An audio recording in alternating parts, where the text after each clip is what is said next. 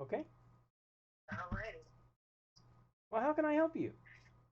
So, um, I wanted to call and speak. I've been listening to your videos since I came across. I feel like I joined and then I didn't look at anything for a week or two, and then it came up as I was trying to think about what I needed to focus on for the next few months. Um, and then I've just been looking at all your stuff for the last couple of days. So, I am a GC in Washington D.C. We Mm-hmm. typically do renovations, new builds, commercial. We do interiors, but we manage projects for developers as either construction manager or the GC. We typically stay under 25 units or below, and I run that process typically for them. It depends on what the developer needs. Either they need me to do everything, or they don't need me to do nothing but manage the projects on site. So that varies. But with development work, there's so many layers it takes so many times because our development work is affordable housing. Mm-hmm. And so it typically takes time, and we're sort of a lapse in funding that we typically encounter with these projects. And so, in order for our company to continue to grow, I need more consistent projects that will help fund when we're not on a development project. So, and I'm working full time, and I want to come out of my full time job and focus mainly in the construction business. I started the business in 2022, so I'm ready to make that transition out of government work into full time business runners. And my goal this year would be to at least get a 700,000. If I can get a $700,000 contract, I can leave my job. And so that's my top priority, my focus that I'm focused on. Okay. You're certainly qualified for my stuff. You know what?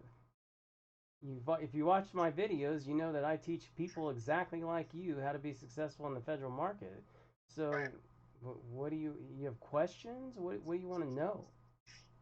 So I wanted to know, I guess, for someone like me, is this something that I'm invested in terms of, you spoke about, I guess, the time and getting things done quickly. I'm trying to understand how it would fit into, could it be something I put someone else on? Does it need to be something that I need to do? Or maybe, Initially, I want the person that I'm talking to, the investor, the person involved, because okay, look, sometimes some people think that they're just going to invest in my program and then have three of their minions watch it and implement it. Okay, that never works out.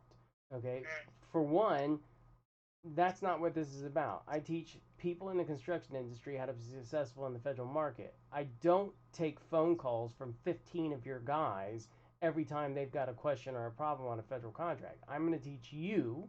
Now, if you later want to implement with other people your strategies that you develop from what I've taught you, of course, that's awesome. That's exactly what okay, this is designed to do.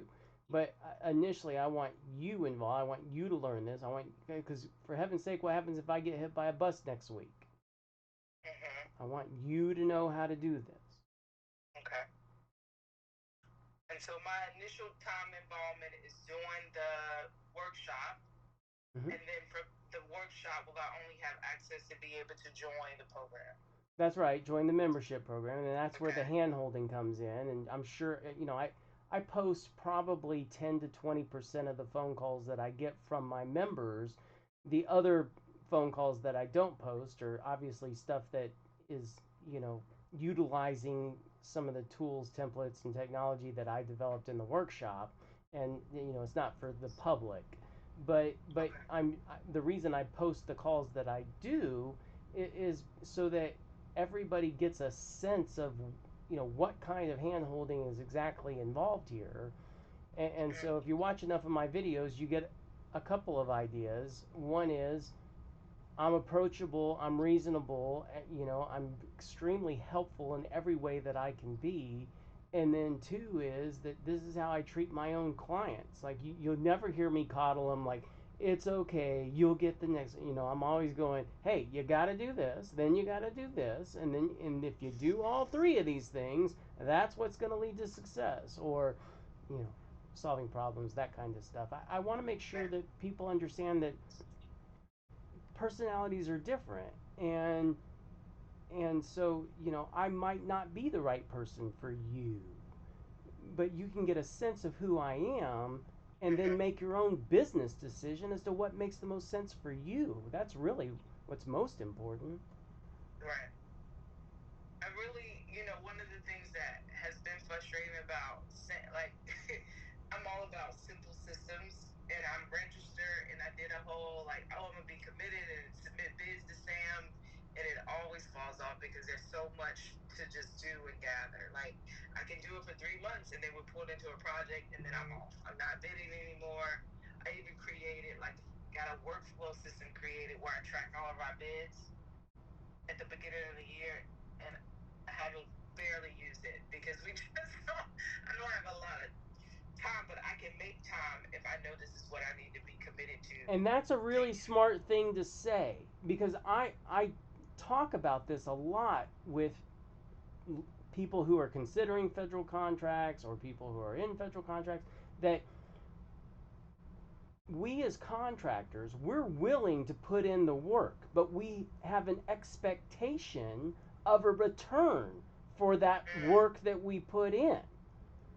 And what you're telling me is that, hey, I put in all this work, I didn't get a return on it, so I went, screw that shit, and moved on to something that does give me a return for my time. But that also applies to education. When you put 3 days of effort into learning what we teach in the workshop, you have the right to expect a return for that investment in time, money, and that kind of stuff. And so, yeah, you're going to have to go out and you're going to have to apply that stuff, but you're going to expect a return for the application of that knowledge. Yeah, I'm right there with you. Look, I've offered that 100% money back guarantee for 15 years now, and nobody's ever called me and asked for it because I'm the guy that's making sure you get a return for that investment. So the work, I know you keep your information on your workshop limited as you should. So the workshop is a prep to get us to understand what we need to do if we actually decide to invest in the membership program. Or the workshop is for us to do, and then we can take off even without the membership program. I'll do you one better. The GCExperts workshop didn't exist when I came into federal contracting. You can go beat your head against the wall for 30 years like I did. Okay? That's perfectly free. Okay? What the workshop is designed to do is accelerate you into the federal market in a way that nobody else can, because you're being taught by two guys who did 1,000 federal contracts, $1 billion worth of work with the federal government, show you what you should be looking for, what you should be looking to avoid. Look, it's 28 hours of training. It's not 3 hours. It's not like just come in here, get a quick buzz, and get the fuck out and you're on your own. That's not what GCExperts was designed around. We're designed around educating you, giving you, all the information you need to find, bid, negotiate, and perform federal contracts anywhere, as long as it's federally funded. Okay? And then the membership program is designed to support you in that endeavor. Okay. Thank you for that. Yeah. And then, that's really, I didn't have a lot of questions. Well, that's okay. We got as much time as you want. If you want to just chit chat about barbecue, we can chit chat about barbecue. I didn't have a lot of questions. I just needed to know what it needed to look like for me. So, okay. So then, what is there a way people have engaged in which you saw the most success? Like, do they do the course and like the three? Like, is there a model in which you say if most of my students do this, then they'll likely see? I can do you one better. I can clarify the picture for you. So, okay. Tell me something. It doesn't matter what, even if it's a hobby. Something that you're a subject matter expert on, that if you walked into a room of 30 people and you were going to teach something for 2 hours, what would you teach? You.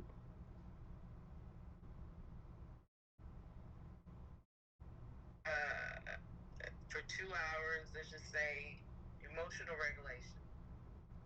Say that one more time. Emotional regulation. Okay, I've never even heard that phrase before. Emotional regulation. But that's okay. I want you to. Golf. What's that? Or we could say golf. Okay. No, emotional regulation. Hey, Okay. you're the one that's the subject matter expert. Now, let me ask you this. Can you imagine that of the 30 people, there might be 5 people in the front row that everything you said about that, they're going, yep, I knew that. Oh, duh, of course. Yeah, we do that all the time. Can you imagine there'd be 5 know-it-alls? Absolutely. Okay. Can you imagine that there would be 5 people in the back of the room? They're going, what the shit is she talking about? Emotional. This doesn't make any sense. How could I ever? Can you imagine there'd be 5 people in the back of the room that just wouldn't get it? Yeah. But can you imagine that the bulk of the people, maybe me included, would be sitting there going, wow, I never thought about that before. Geez, I could implement that. Wow, that's really smart. Can you imagine there'd be the bulk of the people that were there to really learn that? Yes. Okay? GCExperts is the same way. I've got 5 people that have gone through my course and won the first job they ever bid. Most of my clients go through the system, start bidding jobs, and get their first federal contract in 90 days. But on the other side, I've got 5 or 6 people that call me up after 6 months saying, hey, I haven't won a job yet. Now, to me, those are the most interesting. They're probably the ones that you want to hear about because people in the construction business always want to talk about the monsters under the bed. Okay? Because they want to avoid that. When somebody calls me up and says, hey, I haven't won a job yet, my first question back is always 100%, how many jobs have you bid? That's right. And the answer always comes back, well, I bid 3, or I bid 4, or I bid 5. It's always some small number. And that just tells me as an educator that this person needs more education because you who are fresh off the Michael video should be able to tell me what is your risk for turning in a bid. 0. How is it that somebody can invest all that money with me, spend all that time going through this shit? Look, I don't understand it. That somebody can call me up after 6 months and say, I've only bid 3 jobs. It makes no sense to me because their risk is 0. So to me, it just tells me this person needs a little more handholding, a little more explanation of how it's 0 risk. Maybe send them another video. This is how you turn out a bid. I mean, Lamar was a perfect example. Lamar called me up after 6 months, said, I haven't won a job yet. I said, how many have you bid? He said, I bid 4. I said, listen, what is the problem? Like, is it the paperwork? He goes, Sean, I don't know what this construction is. And I said, great, here's what your homework is. I want you to pick 4 jobs a week where you have no idea what it is, and I want you to just throw a number on it.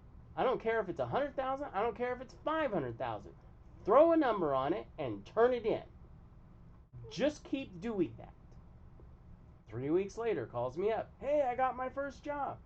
Great. 3 weeks later, hey, I got my second job. And the last time I talked to him, I think he said he got 17 federal contracts. Okay? Now, eventually I started narrowing his numbers in and explaining to him that you can't just be picking numbers out of the sky. But the whole purpose of that was to get him in the process, the groove of turning in bids. Because, for heaven's sake, if you don't turn bids in, you're never going to get a federal contract. Exactly. Okay? So that's what that thought process was for. And so what your odds of success are directly related to the effort that you put in, just like in your world right now. If you sit on your laurels and do nothing, what happens? Nothing. Yeah. But you have a reasonable right to expect that you would have a return on your investment of time and money. Yeah. But you have to do the work. I'm ready.